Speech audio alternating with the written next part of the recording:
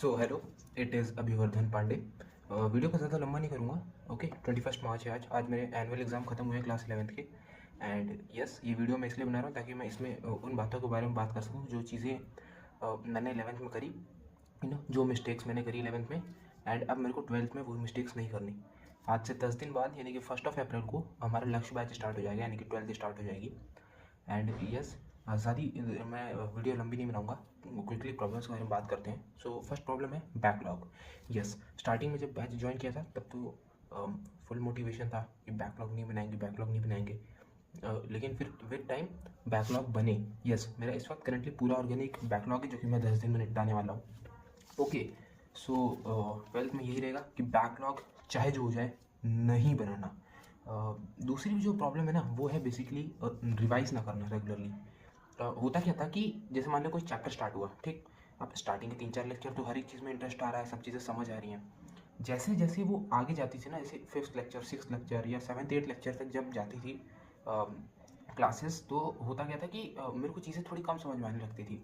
ऐसा नहीं था कि चीज़ें बहुत ज़्यादा डिफ़िकल्ट लगती थी, बट समझ कम आती थी, लगती मेरे को बहुत आसानी थी। लेकिन होता क्या था ना कि रिवीजन नहीं करता था। मेरे को ये रहता था कि अगर मैं रिवाइज करके आ जाऊँगा तो मेरे को चीज़ें ईजी लगेंगी। वो मैंने रिवाइज नहीं किया इसलिए मेरे को डिफ़िकल्ट लग रही है ना। सो रिवीजन जो है बहुत एक इम्पॉर्टेंट रोल प्ले करता है हमारी प्रिपरेशन में। एंड वो चीज़ मैंने कहीं ना कहीं नहीं की। हर क्लास के पहले वो पुरानी क्लास रिवाइज करके आना, है ना, वो चीज़ें नहीं हुई।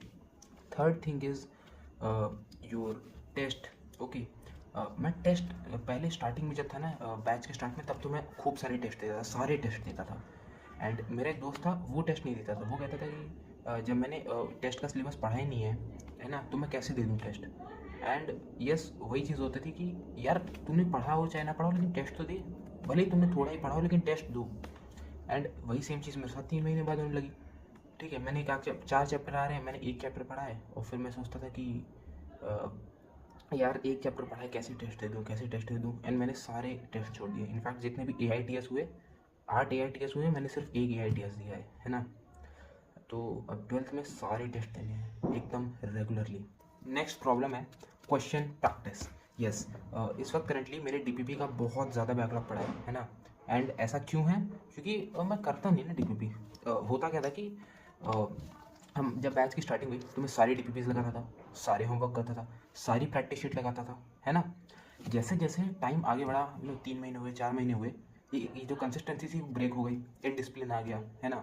एंड हमारे जो एक फिजिक्स टीचर है राजवंत सर, उनके DPP में सिर्फ 10 क्वेश्चन रहते हैं, सिर्फ 10, एक DPP में 10 क्वेश्चन। एंड मेरे से वो भी नहीं हुए। सो इसके जो प्रॉब्लम है ना, वो इसकी जो मैंने नेक्स्ट मिस्टेक की उसकी वजह से ये प्रॉब्लम राइज हुई। एंड नेक्स्ट मिस्टेक क्या थी? वो है following multiple resources and running for multiple resources. Yes, मैंने बहुत सारे लोगों से अलग अलग बुक्स का नाम सुना था। सिंगेज हो गई, मैंने DC पांडे हो गई, इरोडोव हो गई, ब्लैक बुक हो गई, है ना, MS चौहान हो गई, नरेंद्र अवस्थी हो गई। एंड यस, मैंने सोचा कि यार सभी ये लगाते हैं। मैंने कोरा पे बहुत सारे आंसर्स पढ़े थे, जितने भी लोगों की अच्छी AIR आई थी सब ने ये सब कुछ बुक्स लगाई थी।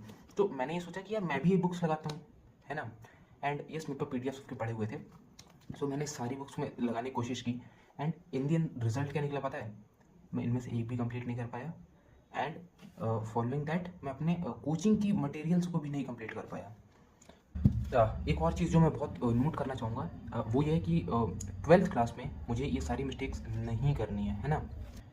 ठीक है, सो यस, प्रिपरेशन करेंगे, अच्छे से करेंगे। एंड यस, मेन प्रॉब्लम पता ही है, 11th में इंसान सोचता है कि यार अभी कुछ गलती हुई ना तो 12th में बचा लेंगे। एंड 12th में जब इंसान गलती करता है ना तो उसका पूरा 1 साल बर्बाद जाता है। सो इसीलिए 12th में ज़ीरो मिस्टेक टॉलरेट की जाएगी, है ना, एक भी मिस्टेक नहीं करेंगे। तो इसी के साथ बाय बाय।